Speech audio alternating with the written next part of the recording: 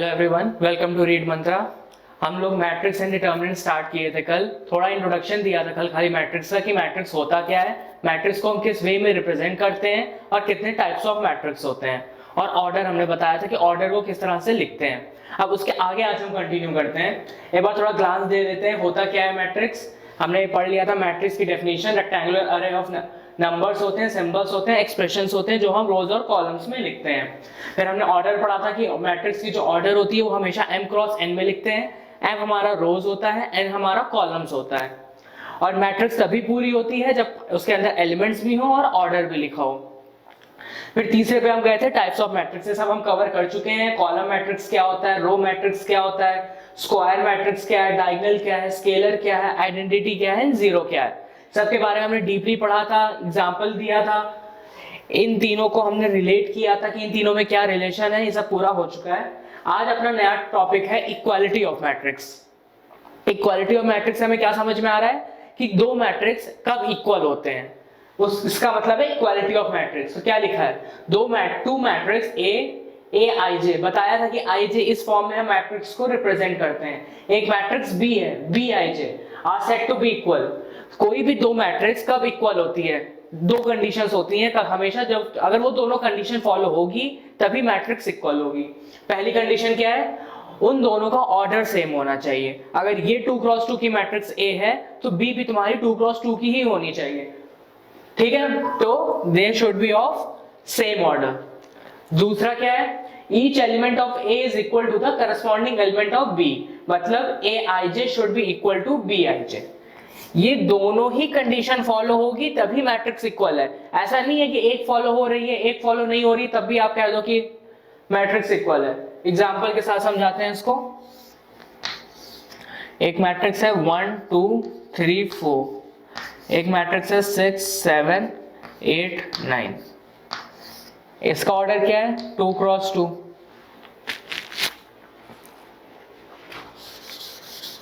इसका ऑर्डर क्या है, 2x2।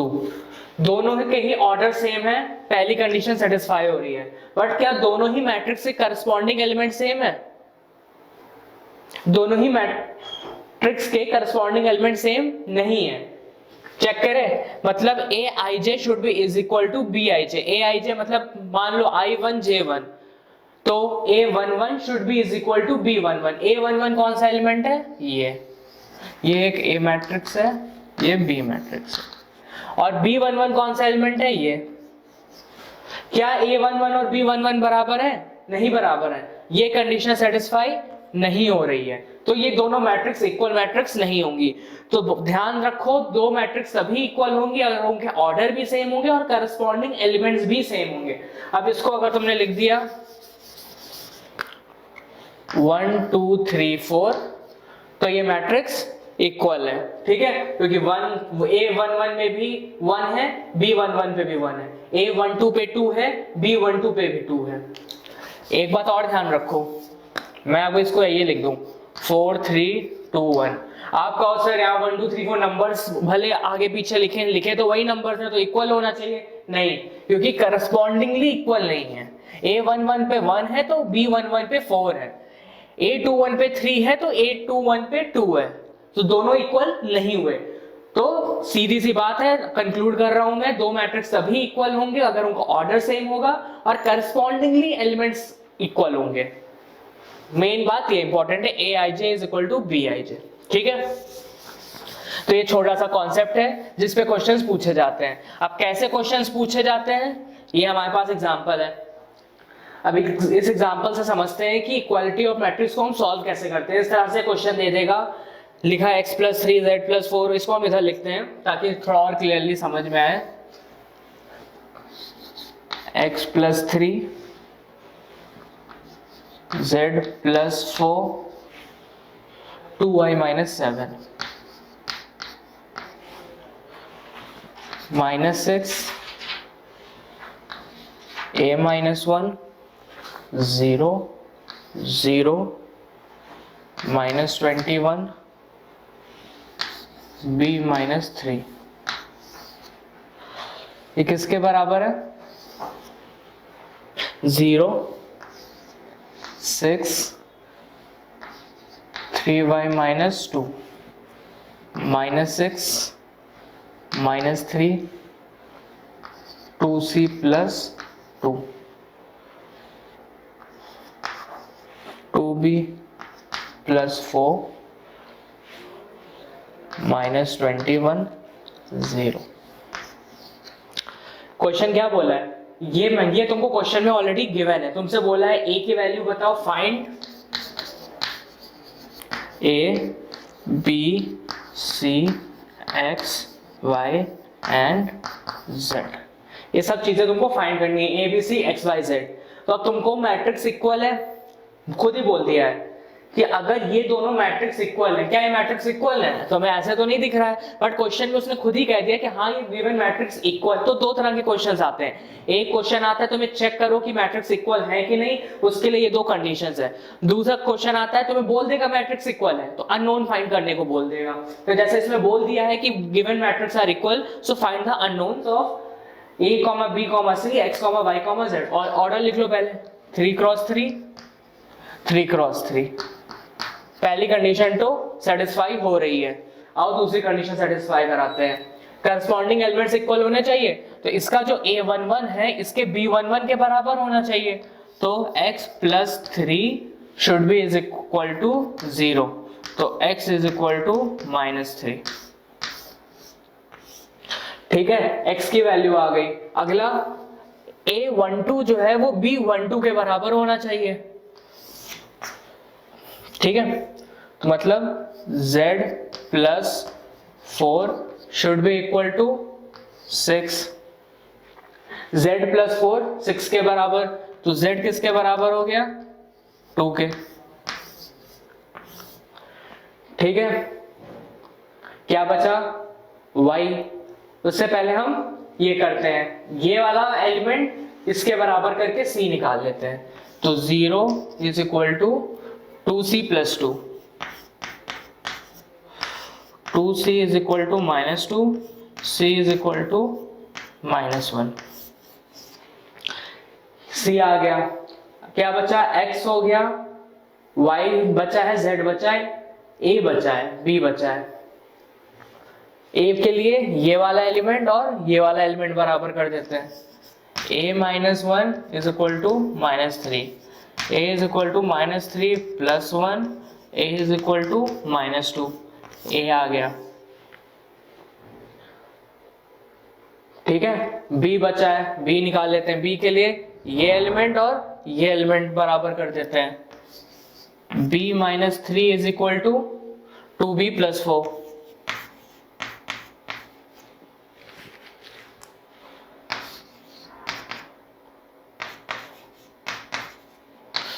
b आ गया -7।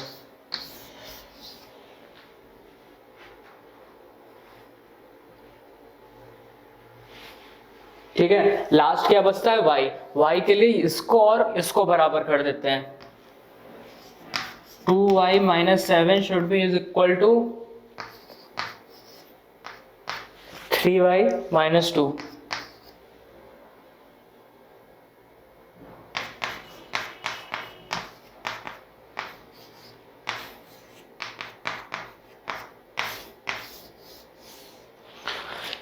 ये हमारा इसका एक्सप्लेनेशन है। इसको पूरा ऐसे स्टेप बाय स्टेप सॉल्व करेंगे तभी पूरे नंबर मिलेंगे। डायरेक्टली नहीं कि ऐसे लिखा कि डायरेक्टली लिख दिया, यहाँ से देखा ये बराबर है, डायरेक्टली लिख दिया x इक्वल टू -3, यहाँ देखा ये बराबर है, डायरेक्टली लिख दिया z इज इक्वल टू 2। इस तरह से डायरेक्टली नहीं लिखना है, क्योंकि बोर्ड है, बोर्ड का एग्जाम है, स्टेप्स देखता है कहाँ से आपने लिखा है, कैसे लिखा है, आपको समझ में कॉन्सेप्ट आया है कि नहीं आया। इसलिए पूरा ऐसे स्टेप बाय स्टेप शो करोगे तब जाके पूरे नंबर इसमें मिलेंगे। तो ये कॉन्सेप्ट था हमारा इक्वालिटी ऑफ मैट्रिक्स का। हमने कॉन्सेप्ट समझा दिया, इस पे क्वेश्चन कर लिया। आगे बढ़ते हैं।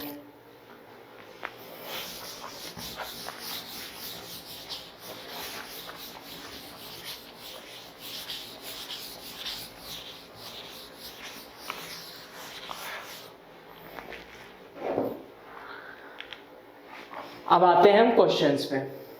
ठीक है, कुछ और क्वेश्चंस है, क्वेश्चंस को सॉल्व करेंगे ताकि हम कॉन्सेप्ट्स को डेवलप कर सके। देखो पहला क्वेश्चन क्या है? इन द मैट्रिक्स ए, ये तुमको मैट्रिक्स गिवन है, इस मैट्रिक्स को मैं यहां लिख ले रहा हूं।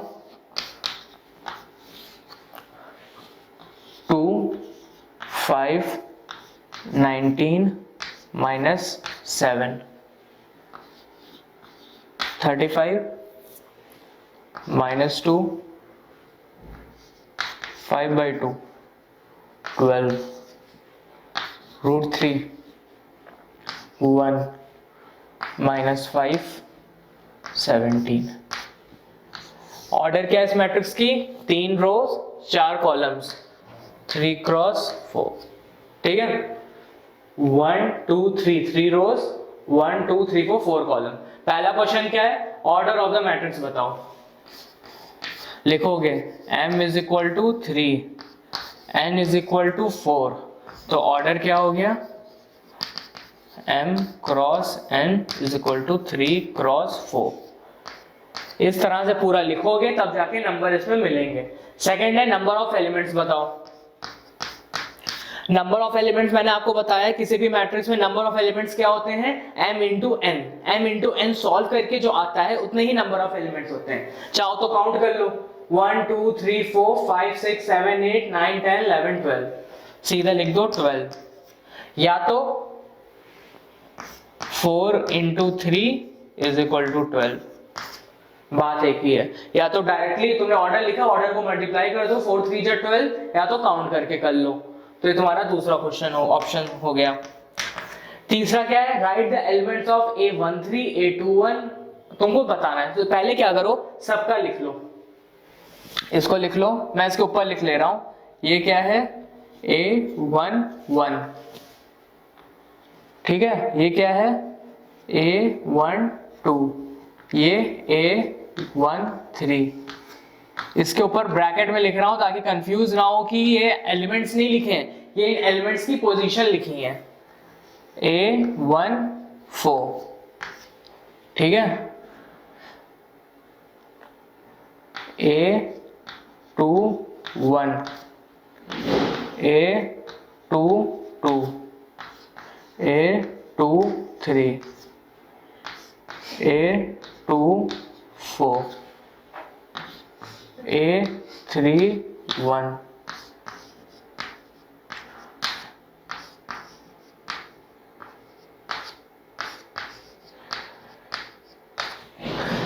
ठीक है, तो हमने देखो ये एलिमेंट्स लिखे हैं 2 5 19 माइनस 7 35 माइनस 2 5/2 12 √3 1 माइनस 5 17, और उसके ऊपर जो ब्रैकेट में लिखे हैं उस एलिमेंट्स की पोजीशन लिखी है। अब क्वेश्चन में वापस आओ, इसने पूछा है बताओ A13 पे कौन सा एलिमेंट प्रेजेंट है?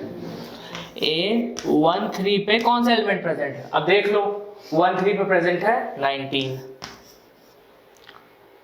फिर A21 पे कौन सा प्रेजेंट है? A21 पे देखो क्या है, ये है सेकेंड रो फर्स्ट कॉलम 35। फिर किस पे पूछा है? A33 पे। A33 कौन सा हो गया? Third row first second third row third column first second third column, ये -5। फिर क्या पूछा है? A24। A24 मतलब second row fourth column first second row fourth column, A24 क्या है? 12। और last A23 second row third column 5/2। ठीक है, तो ये पहला क्वेश्चन हो गया सॉल्व। सब कुछ हमने कर लिया, ऑर्डर बता दिया, नंबर ऑफ एलिमेंट्स बता दिए, और इंडिविजुअल जिस एलिमेंट्स की पोजीशन पूछी थी उस एलिमेंट पे कौन सा एलिमेंट प्रेजेंट, उस मैट्रिक्स में वो कौन सा एलिमेंट प्रेजेंट है उस पोजीशन में हमने वो बता दिया।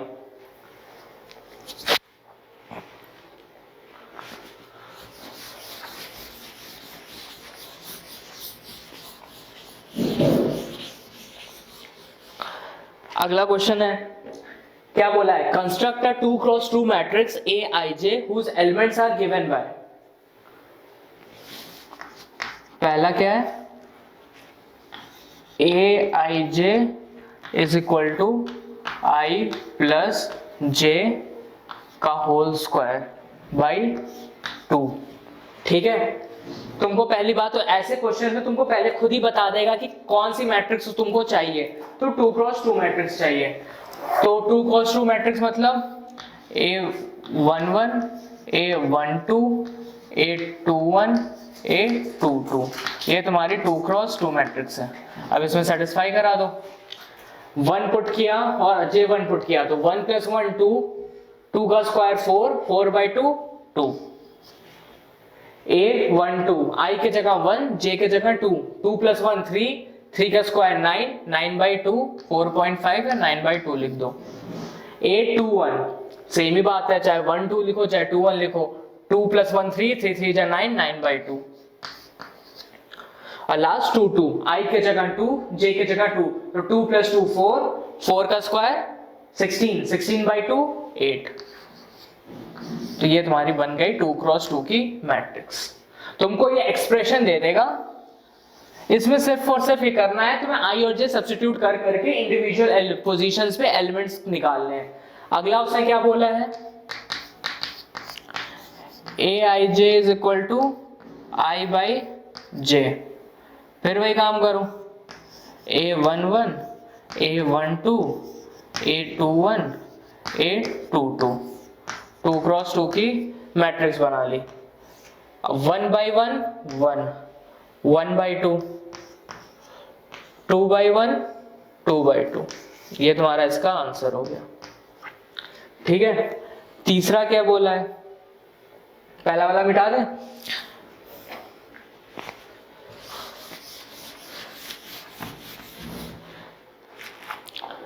तीसरा क्या बोला है, Aij = I + 2j का होल स्क्वायर, I + 2j का होल स्क्वायर बाई 2। सेम वही काम, Aij = A11, A12, A21, A22, ये तुम्हारी 2 × 2 की मैट्रिक्स हो गई। अब सब्स्टिट्यूट करो, I क्या है 1, J क्या है 1, 1 + 2, 2 + 1 3, 3 का स्क्वायर 9, 9/2, 1 2, I के जगह 1, J के जगह 2, तो 2 2 जा 4, + 1 5, 5 का स्क्वायर 25, 25/2। अब I के जगह 2, J के जगह 1, तो 2 + 2 4, 4 का स्क्वायर 16, 16/2 8। एंड लास्ट 2, 2, I के जगह 2, J के जगह 2, 2, तो 2 2 जा 4, 4 + 2 6, 6 6 जा 36, 36/2 18।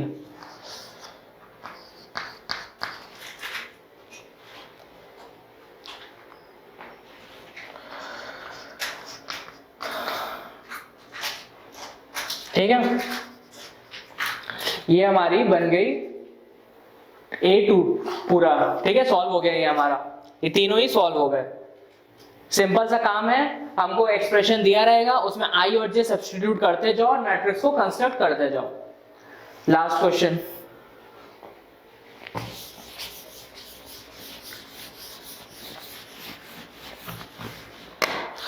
लास्ट क्वेश्चन क्या है हमारा, Which of the given values of x and y makes the matrix equal। अभी आपको मैंने इक्वल मैट्रिक्स समझाया था, इक्वल मैट्रिक्स की दो कंडीशंस क्या है, ऑर्डर सेम होना चाहिए, करस्पॉन्डिंग एलिमेंट सेम होने चाहिए। अब बोल रहा है कि मैट्रिक्स इक्वल है तो x और y की वैल्यू बताओ, लिखते हैं इसको।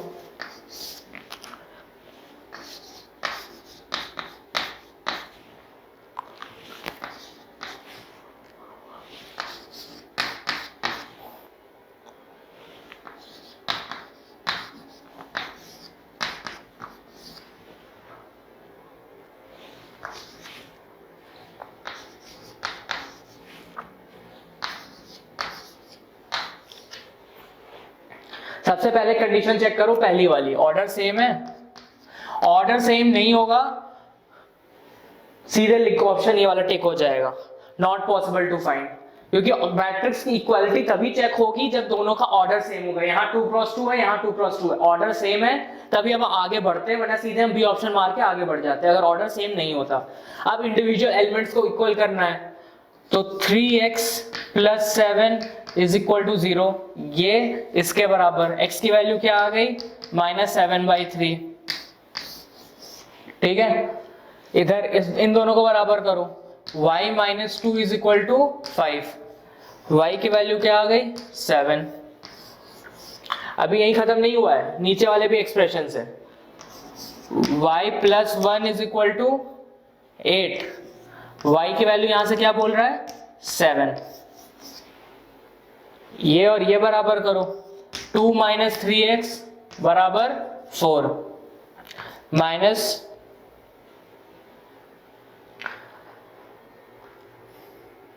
ठीक है, 2 minus 4 is equal to 3x minus 2 is equal to 3x, x is equal to minus 2/3। कौन सा ऑप्शन हो जाएगा इसमें, देखो y इज इक्वल टू 7 किस में शो हो रहा है, यहाँ पे y क्या है 7, यहाँ पे y 7, यहाँ पे 2/3, ये ऑप्शन तो अपने आप गलत हो गया। अब आते हैं इधर, यहाँ x की वैल्यू माइनस 2/3, y 7, ये ऑप्शन मिल रहा है, यहाँ y 7 है बट x की वैल्यू माइनस 1/3, बट अपनी x की वैल्यू क्या आ रही है माइनस 7/3, तो ये वाला option y is equal to 7 and x is equal to minus 2/3। Clear हो गया। तो हम लोग ने अब तक जितना पढ़ा है सबके क्वेश्चंस कर लिए हैं, तो अब आपको कॉन्सेप्ट सबके क्लियर हो गए होंगे। ऐसा नहीं है कि हम खाली पढ़ रहे हैं और उसको सॉल्व नहीं कर रहे हैं, क्योंकि सॉल्व करेंगे तभी कॉन्सेप्ट्स क्लियर होंगे।